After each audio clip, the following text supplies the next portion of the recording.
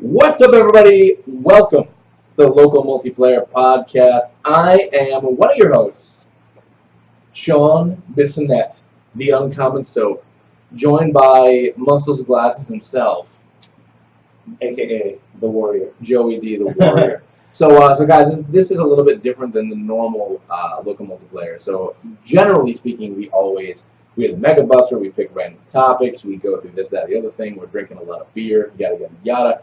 That part hasn't changed. We're still drinking beer and whiskey. And whiskey. We are still drinking. That part doesn't change because everyone has their problems. But but what we're doing today, this will be like a breakout episode. It won't be a normal numbered episode. It's just every now and again, if we want to do a reaction to a movie or a game or something like that. We don't really have another outlet to talk about that in other than this, which is what we do. So we figured, something came out, so we'll talk about it. We're going to give you our opinions on it. So this is like a special edition.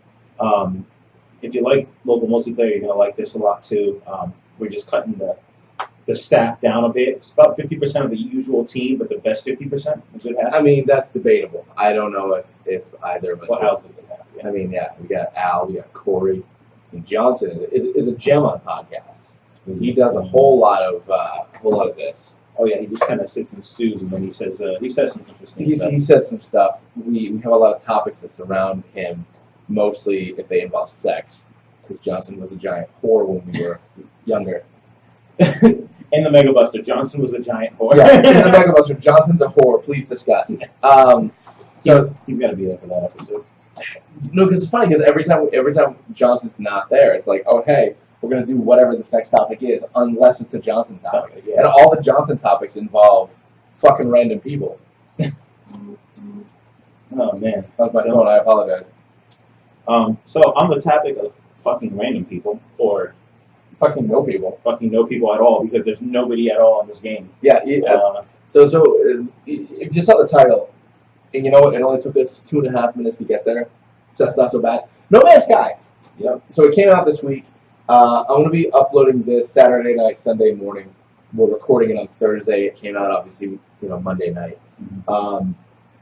So before we kind of get into the nitty gritty, what do you think about the game, Joe? Just on a general level. Not knowing, I knew a little bit of what to expect.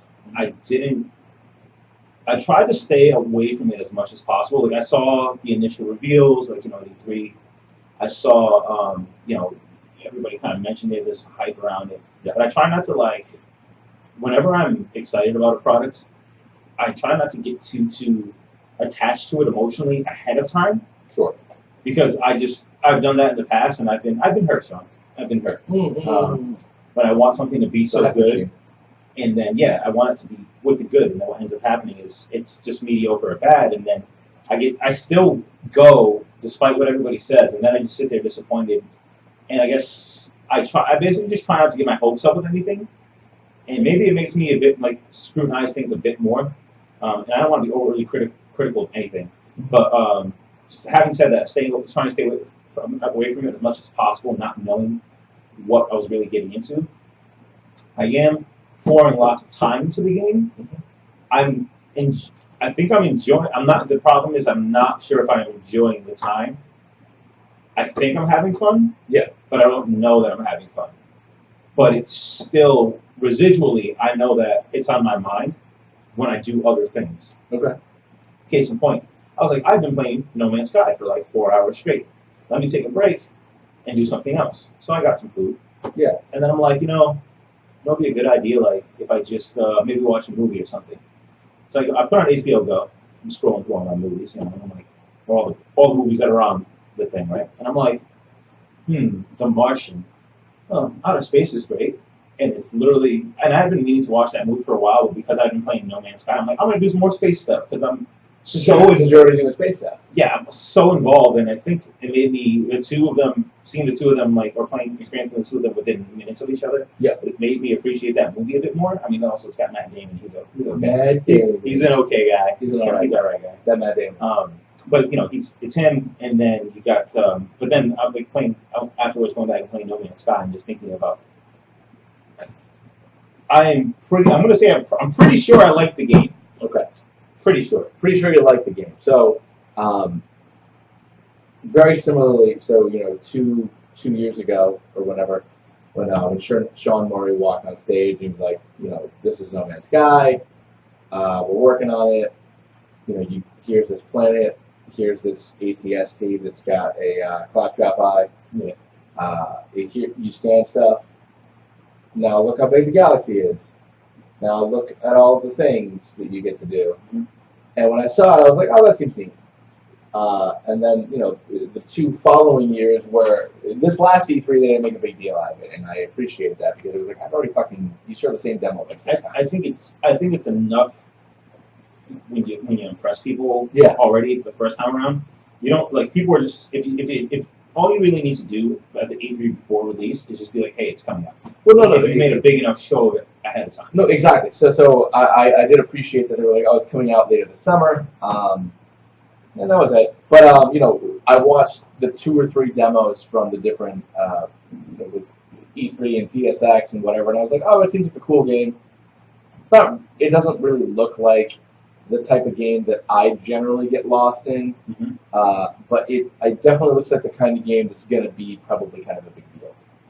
So I had literally no intention whatsoever of getting it in the first place until like 2 days before it came out, and I was just like, I'm not really in a drought per se, but I've been playing a lot of old games. Yeah. Like I've been playing. I beat Mario RPG.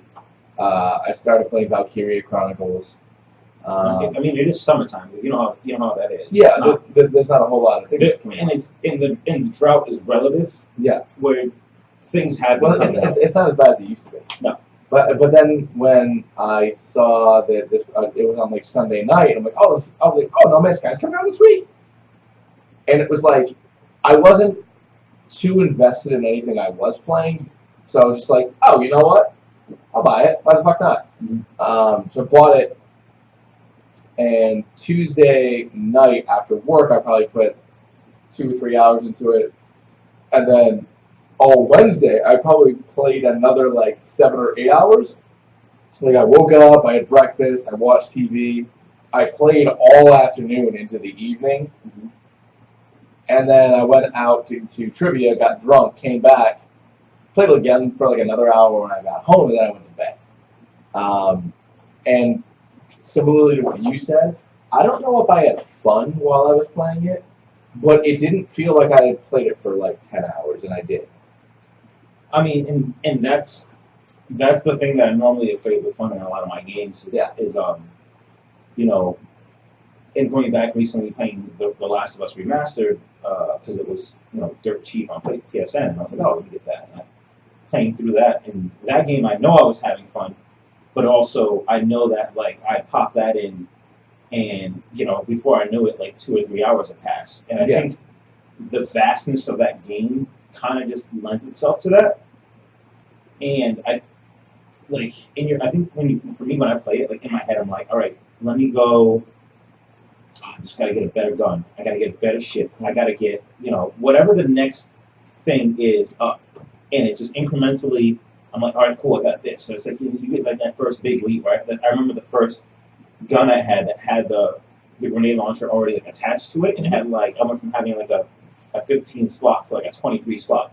For your gun? Yeah. Jesus Christ. Okay. And like my guns got ridiculous amount of slots. Clearly. And it's great. No, I love it. And I got all jazzed up about it. But then I was just like, all right, cool. Now I have to spend all this. Now I have to craft all these things, and now I have more things that I need to charge up on using the weapon. Stuff like that. My gun is so. Before I get into that, because like my gun, I was on like the first or second planet, and like your initial gun had like 5 or 6 slots on it. And I talked to a random alien. He was like, "Bro, give me your gun." I was like, "All right, cool, whatever." And then he gave me one that had 8 slots. Yeah. And that's the best one I've been able to find since then. So I had a situation where I had a weapon that already had like 8 or 9 slots. Yeah. And then I talked to a similar alien who was like, "Give me your gun." And then I gave him my gun, and he returned me a weapon that had about 14 or 15 slots. That's nuts. And then later on, and I literally just bought that gun. I got it like, I want to say 30 seconds before I talked to him. Like, it was in the same room. I walked in the room and was like, oh, there's a new gun over here. And pulled it off the wall. I was like, cool. Yeah. Switched all my stuff over, and I'm like, all right, this is awesome. And then I went to talk to the guy, like, give me your gun. I was like, okay. And I literally got a way better gun than the first gun. Dude, that's nuts. And, So, you know. I mean, So what kind of similar to what you just said, that's probably my biggest gripe with the game, my biggest problem with the game, is you never, very rarely while I've been playing, granted, 10 hours is not, it's a lot of time, but it's not a lot of time with a game like this. Yeah. I feel like I'm doing a lot, while simultaneously I feel like I'm doing literally nothing. I hear you. So, I hear you. Like my exosuit has like 20 slots in it, but that was all on one planet. There was just a shitload of those drop pods where you could upgrade it for money. Mm-hmm. So I got like 6 or 7 upgrade points within like an hour and a half. But the gun that I had was basically the gun that I got on the second planet that I visited. Mm-hmm. The ship that I got, I farmed a bunch of Emerald Legacy. Yeah. And I sold it. Emerald was so much. Emerald, which is just emeralds. But the first planet I went on, got a fuckload of it. And I sat there and I farmed it for like 2 hours. That's awesome. And I got like 1 million units pretty fast. And I bought a new ship. And but since I bought that ship, now to get a ship that's better than my current ship is like several million units. And I don't fucking have that.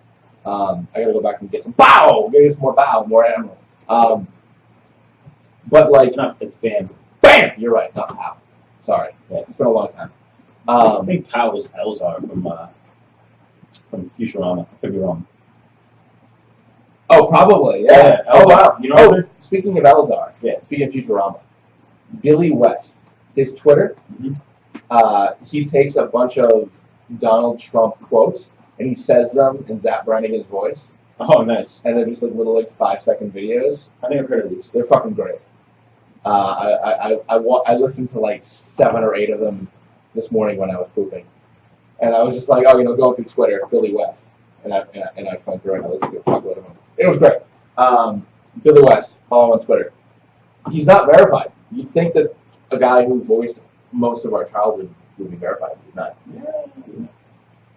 Whatever. People do strange things sometimes. Yeah. I don't think. How do you get verified on Twitter? I have no idea. I don't think I'm verified. We're definitely not verified. Don't trust us on Twitter. You get the little blue check mark next to your name? Yeah. Is that what it is? Yeah. It's kind of like when you're downloading an app and it has that little diamond. So I got you. So it's like this is from like a trusted developer kind of a thing. I'm a trusted tweeter. Or like on iOS would be editor's choice or whatever the fuck it's choosing. But anyways, getting back to what I was talking about. So you always feel like you're doing a lot but simultaneously not doing anything in that game. Mm-hmm. And that's my biggest problem with it, because other games where you just zone out and play them, so like Civilization or like Sim City, those types of games, you're always working towards a definitive goal. And in this game, I know that your goal is to get to the center of the galaxy. But it can be so far away, in the sense of that, like, I've been now in my 3rd star system or whatever. Yeah. And I'm like, there was stuff that I wanted to go back to planets in the 1st star system. Like, I really should have gone back and did this, that, and the other. But do you want to waste warp going back there? Exactly, and that's my point. Yeah. Like, do I? Because it's so inconvenient to build, to make warp cells, do you really want to fucking backtrack for no goddamn reason? But like, but one thing I noticed is that if you try to warp further and further away, it says that your hyperdrive isn't big enough. Yeah. So I'm wondering if later on in the game, is my hyper, because we're still very early into the game. Because I'm like, I know I'm less than 10 hours in, but I'm probably around there. You're right around where I am. Yeah, and so, the thing about it for me is like, do I, like, is that going to be a thing where like I could maybe warp like 4 or 5 star systems at once? Like, would I have that option? I would imagine so, but then, and that's the other point. 'Cause I know you're trying to get to the center of the universe, and you want to get there and do whatever the fuck you do when you get there. Mm-hmm. But even if I could warp like 5 or 6 stars away, yeah, would I want to? Because the whole idea of the game is exploring. So I would feel like I'm missing something. And that's and my other issue with the game is something that was also my issue with The Witcher. Because when I play games that have a lot of shit to get, I want to get all the shit. Yeah. You can't get all the shit in this game. Yeah. No, there's too much shit. There are 18 quintillion planets. You're not visiting all of them. No, but it's like even on the planets that I'm on, I'm like, great, I'm gonna try to get all the points. You can't. There's like unlimited points. I'm like, oh man, I don't see any more points. And then you scan, and it's like, there's a point, 25 minutes away. I'm gonna go, fuck, that's another point. I gotta go get that point. But then when you're all the way to that point, you see like 75 more points. And it's like, well, how come you told me that this point was 20 minutes away, but you didn't tell me about the other 17 points that were on the way to the point? Yeah, like when you fuck you. Yeah, when you use your scanners, your scanner and stuff. Yeah. So it's just the game's cool. It's very cool. It's very relaxing. I don't get stressed out when I'm playing it. I don't get upset when I'm playing it. But I don't feel like there's enough reward when I'm playing it, and that's just not the way that I like to play games. So to your point about The Witcher, having played a lot of The Witcher 3, one of the expansions, I have to get the second expansion that's on my list of things to do. But going. When I take that Witcher and then, like, say, Dragon Age Inquisition, which are both huge RPGs. Yeah. But Dragon Age was very, very doable in getting all the stuff. Yeah. Because it was just very clearly defined. Like, it was all marked out on the map. Not that it's not in The Witcher, but the world in The Witcher is a much bigger world than it is in Dragon Age. Correct. Yeah. And so now we're dealing with No Man's Sky, which is an even bigger world than The Witcher could possibly ever be. The thing... I think that they were, that is it. Hello Games, is that what they are? Hello Games. Yeah. So I think the goal that they were trying to shoot for is, let's get space down to what it really is. If anybody watches, if you're into, I love outer space. If you're into space, if you're into space, if you're into the idea of the void and like what potential is, you have to understand that like. What they did is actually a masterpiece in my eyes, just based off the fact on the sheer scale of it, and how they were able to like generate. I mean, it's mostly through algorithms and whatnot, but the fact that they can be like, all right, cool, like, we're going to have this space. This is the distance between things. It's going to take me 7 years to travel at this speed, unless I go, in hyperdrive, warp drive. I do really like that when stuff's far away, it's like, oh, it's an hour away. And it's not like an hour of the in-game, it's an hour of, it's really an hour. Yeah. Well, what I had to do, so with Dragon Age, I mean, there were maybe a handful of things that I missed. I probably pretty much got most of everything throughout the game, like the first expansion. Mm-hmm. But moved to a game with The Witcher, which is even bigger. And what I ended up doing, I tried to play The Witcher 3 like I played Dragon Age. Yeah. But then after a while, I noticed that all these little side quests, especially the ones that weren't really story driven, were just like these little random quests that like you get paid for, but like you don't really do anything. After a while, and of doing those, my level was way higher than the level I needed to complete any of the story missions. What I ended up doing was being like, oh, you know what I'm going to do? I'm going to screw all these little side bitch missions. I'm only going to do only primary and secondary missions. Mm-hmm. Primary missions were obviously the story. Yeah. Secondary missions were missions given to you by characters that are related to the main story, but they weren't. Yeah. So like the dwarf dude at the bar and stuff like that. Yeah. And he was like, "Oh, hey, like let's go and do like Orson Jr. and stuff like that." Thank you. Yeah. Like it was like do that, and then by the time I got to the end of the game, it was a breeze to beat the final boss. Like I was still like. You beat The Witcher? Yeah. Oh, I beat The Witcher. I beat the first expansion pack. I guess I didn't get the second expansion. Well, no, I didn't realize you beat the main game. Oh, 200 hours. Yeah. 200 hours. I didn't even realize it was that long. And then Kenny's like, "Man, you've been playing this game like crazy." I'm like, "Yeah." And I was like, "I don't even know where the fucking play clock is." So I looked for the play clock. And at that point, I wasn't done with the game yet. And I was like, 167 hours. Is, you know what? It's about time to beat this game. It's about time to beat this shit. But so what I learned from that game from Dragon Age to that, and what I'm taking into No Man's Sky with me, is that it's impossible to do everything. Don't get hung up on things. Just enjoy what you're doing, and then just go. Am I upset that I missed stuff on the first world where I could have gotten the achievement for just getting all the animals on one planet? Yeah.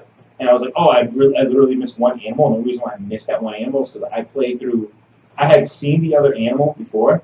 I didn't know I could scan animals at that point. Oh, gotcha. So I missed them. So then I was exploring, scouring the planet, and I went and found all the other animals. And at this point, I'm like, you know what? I'm just like, oh, whatever. On to the next one. And I explored all the planets, and then I got warp drive. Now, as soon as I got warp, I was so jazzed to just jump to a new star system that I didn't even care about everything, And then I thought about it afterwards. I was like, oh, I really want to go back, but I think that's the way you got to play this game. If you're gonna want to enjoy the game, and granted, there is the dude out there who said he finished the game in 30 hours, and what I would imagine is all he as soon as did he could warp, he could warp as far as he could go. Yeah. Well, good, because it's I'm in my third system, and if I get attacked by pirates or if I'm on a planet and I'm getting hunted by sentinels or whatever, I can still hold my own, even though I haven't upgraded my gun on my ship or on my blaster for how long? Fun fact: one grenade instantly takes out a sentinel. I don't know, but it's like I barely leveled up my offensive capability. I'm fine. Yeah, it's fine. So this game isn't the same as like.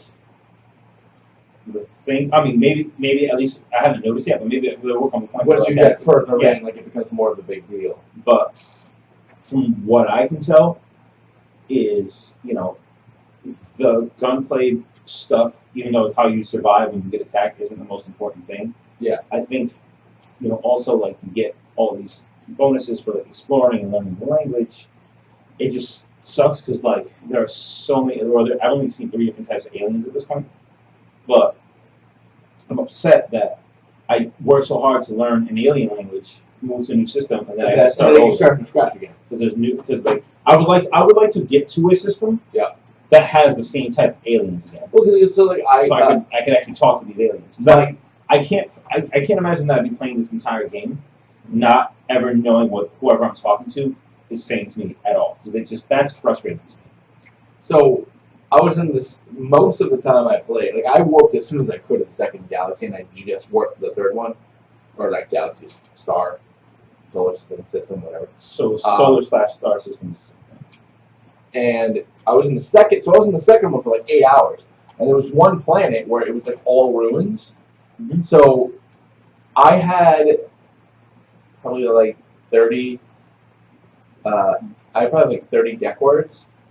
So like I could figure out what they were saying basically all the time. Because I would have like half of every conversation point that they had sent to me. Oh yeah, which is a lot in that game. So we never really explained this. So people who haven't played the game, they'll fly. By the way, spoilers. So when you're talking to a random alien that you find on the planet, every system has a different alien species. I don't know how many alien species there are. All 3 systems I've gone to have had 3 different species on them. But one of them was called the Gek, and they were like these like lizard bird things. They're interesting. They're these bird lizards. And I had, and when they talk to you, whether they want to trade something or they want you to give them something, or they just are just saying, "Hey, what's up? My name is Paul." Whatever. I have not met a Gek named Paul. That would be interesting. You'd be like, "Hey, I'm Paul. I know that Ambassador Fuzzywinkle was the last person you talked to. My name's just Paul. How are you? I don't have a cool title. No, but I was hanging out in their system for a good while, and I had a lot of words.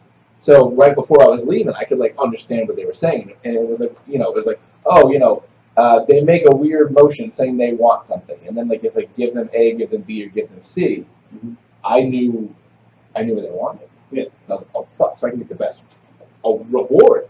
And then I leave and I go to a different system, and it's like those fucking like TV face robot people, like the Kosovo or whatever the hell. The Corvax. Corvax. Sorry. Kosovo's in the brain. It was a trivia question last time. So the Corvax, and like I don't know what the fuck they want, and I fuck up like in like 5 conversations in a row, and they're like, "Brr, they don't like you," and I'm like, "I don't know what you want. I'm sorry. Speak English." So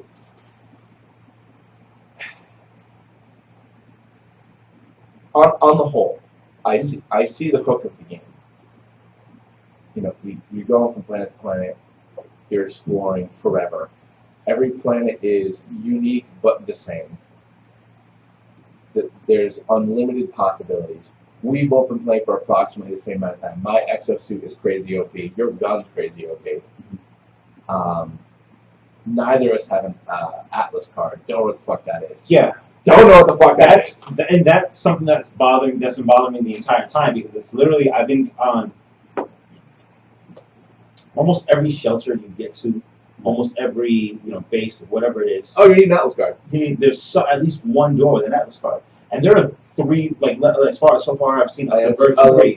Yeah, it was level 3 or version 3, whatever. And I'm like, where the fuck did these? I don't know what it is. Like when I get one, will I have the ability to easily just kind of travel back? And that's the thing, is like I can't possibly hope to go back and unlock all those doors. So like that's I think that was where I started thinking about, like, because in a normal like RPG or a game where you have the ability to backtrack, if the game is small enough, it doesn't matter. But with a game that's that massive, like I probably missed on the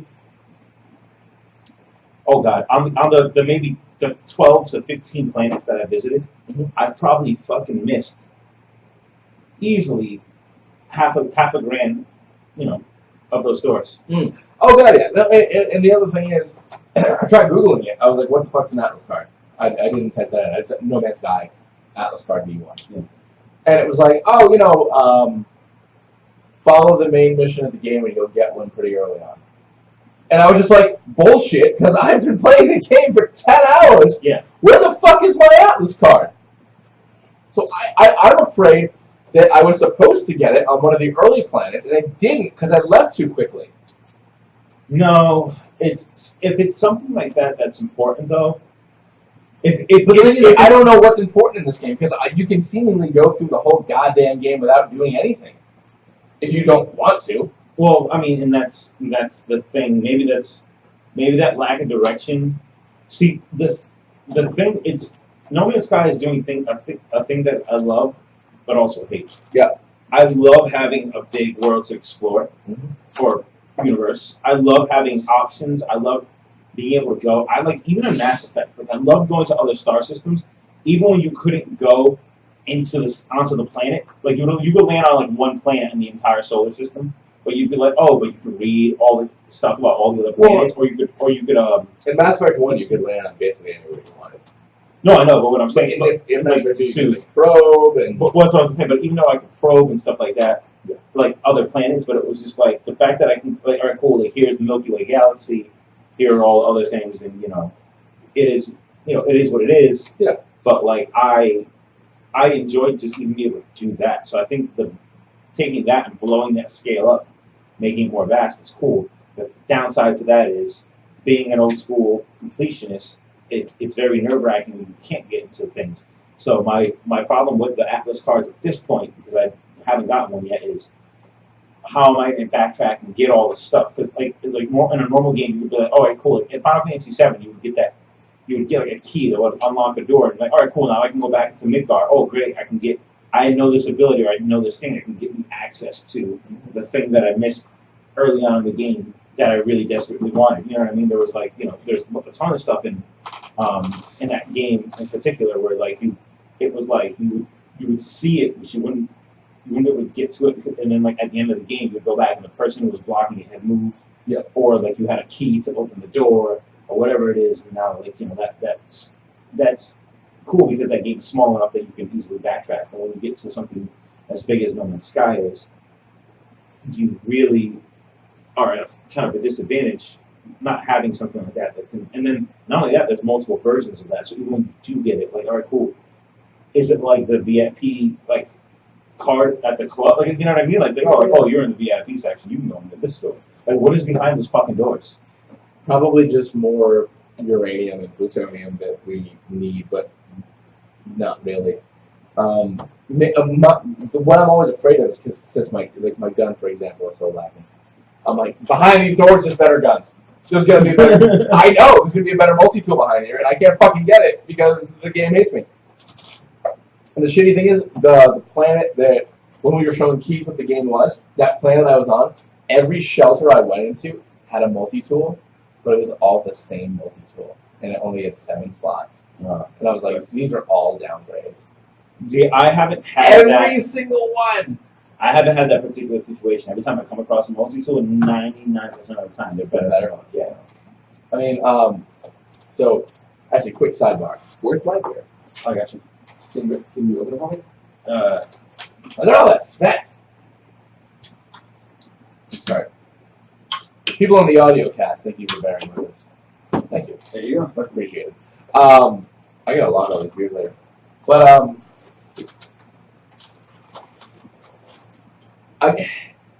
I guess to move along, because we've been kind of stewing the same thing for about 10, 15 minutes now. Mm-hmm. My kind of closing thoughts. I like No Man's Sky. I like No Man's Sky. It's a lot of fun. You do get lost in playing it. But before it came out, and even as I was buying it, even as I was playing it, I knew it wasn't going to be my kind of game. Mm-hmm. And by that I mean, these types of games where they're just like, do the thing. I like to have a definitive goal. So what, I know I mentioned it at the beginning of the podcast, but going back to something like Civilization, mm-hmm. something like SimCity, where your goal is to win. In SimCity, I guess you don't really necessarily have a clear-cut goal. Is make a city and then watch the city be cool. Mm-hmm. And then Civilization is to win, whether it's through force or through science or through culture or whatever. Mm-hmm. Like, even though each game of Civ is like 30 hours long, like there's an end. Yeah, of course. But as I'm playing No Man's Sky, I know that there isn't really an end, and that bugs me. Well, because we won't know until we get there. No, but the thing is, like, even when you get to the center of the galaxy, the game's not supposed to be over. So it's like you just fucking do more shit. It's like, oh, I found it. Going back out into the world and doing more shit. So like Minecraft and Terraria and Starbound, and I'm not saying that No Man's Sky is better or worse or the same as any of those games, but it's similar to those games. It is, where there's not really a definitive end, you're just doing shit. And I know you're not really crafting in the same way you're not building buildings like you are in Minecraft or Starbound or Terraria. Like, you're not building a house and like, living there and like, hiding from monsters and shit. But you're still collecting and grinding and harvesting and building, but you're building items, you're not building buildings. So the game's really cool. I see the hook. I appreciate the game a lot, and I think it's a great game, but it's not my kind of game. So my thing in particular is, what I said earlier is, it's art. It's like there's the big art games art argument. But No Man's Sky to me is art, even though it's more scientific, more mathematical in the way they generate that with the algorithms and like that. But getting to a particular star and being like, all right, cool. So this star system, this star glows red. Yeah. So in the atmosphere, so when you're in the vicinity of that star, the space is red because of that particular star. Space. But then when you go to a planet and then you look at the sky, the sky of that planet is also red because of that red star. Yeah. You know what I mean? And I think that's cool. I think just the ability to how the game renders things. Like, all right, cool. Like we're hitting the planet. All right, cool. Like you hit the planet, and it's like generate, and it generates the planet, and it's like I mean, I've gone to a planet multiple times, and actually seen that the planet is the same as far as I can tell. Sure. Like going back and going, oh, like this point, because those points stay there on the map, right? So you can go back because you still see them. They're just grayed out, or whatever. Like if you go and you take a ruin or whatever, like it still pops up on the map. Yeah. So it's kind of crazy to think that like as it renders each new planet, and obviously it's not doing it all at once. So like I don't even know how that even works. You know what I mean? Is it all like I'm wondering if it's in their cloud, like how they get all the, because like I go back and yeah, it's not loaded when I'm there, but then I travel to the other planet and go back to that same planet. That planet is well, it's and for a game that's only 5 gigabytes in size. not even 3.5. Every Patch though. every planet is procedurally generated. So my assumption is when you're coming up on a planet, It generates then, and then it's on the server. and then it's on their server, and then if you're Yeah. playing it online, like you probably So if you're playing online, and not to steal your opinion piece, but that's my other problem. I know that it's supposed to be your journey, and the fact that you're alone walking around, like it's this like lonely thing, and that's part of the pull of the game. Yeah. To that same token, I want to see other people. Like there are millions of people playing this game. it would be cool to see. Or maybe not millions, but there's at least there's hundreds of thousands of people playing this game. Why the fuck? I know, and there's like quintillions of planets, but I want to see somebody else, or at least see a planet that somebody else named. Did you hear about the two guys? No. There were two guys that actually were on the same planet. Oh really? But so it turns out the game is instance. So even if we were in the exact same spot, we wouldn't see each other, which is okay. I don't. That's all of the Souls games, but it would be cool to see like a ghost or like an echo or something like that of somebody in that particular situation. I get it that that's probably easier on these servers that have everything. No, but then again, you have like 500,000 different instances. Yeah, but like, are you? Let's say there's a million people playing the game. Yeah. If the planet is generated uniquely a million times, you know what I mean? Like, But I don't know. but then they said that What would no, be- you know what though? They were on the more- same planet and they were in the same spot on the same planet. So that's interesting. But what would be more stressful What- on the server? Would you having a does million people on the same planet, or having 1 million on the same planet with one person on it? Who knows? But would, or how about this? Yeah. When you discover the planet, maybe only you can see the name, but whatever it generates is the same for everybody else. So no matter who's on the planet, it's the same planet. You discovering it generates the planet. You know what I mean? Maybe. You know what I'm saying?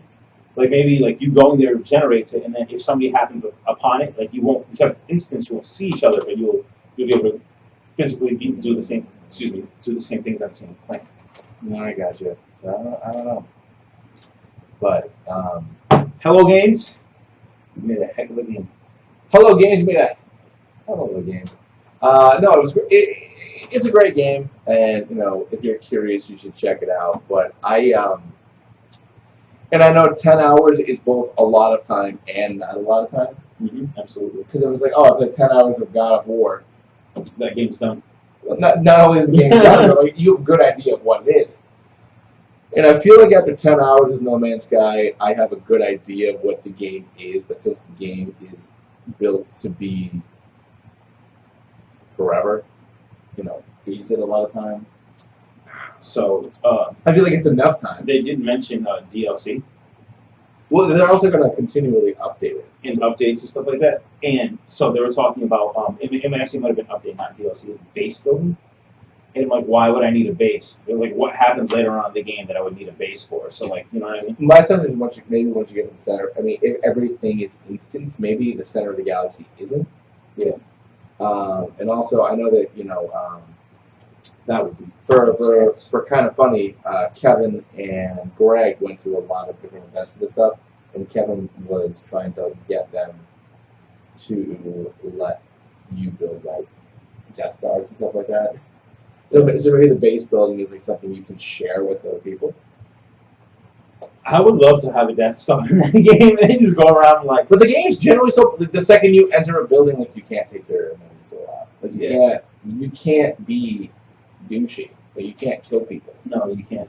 But also, how awesome would it be to just Death Star a planet? Just to fucking just. But then literally get all the resources and all the. Oh, dude, that'd be badass. Now you know all this shit, you know. Yeah.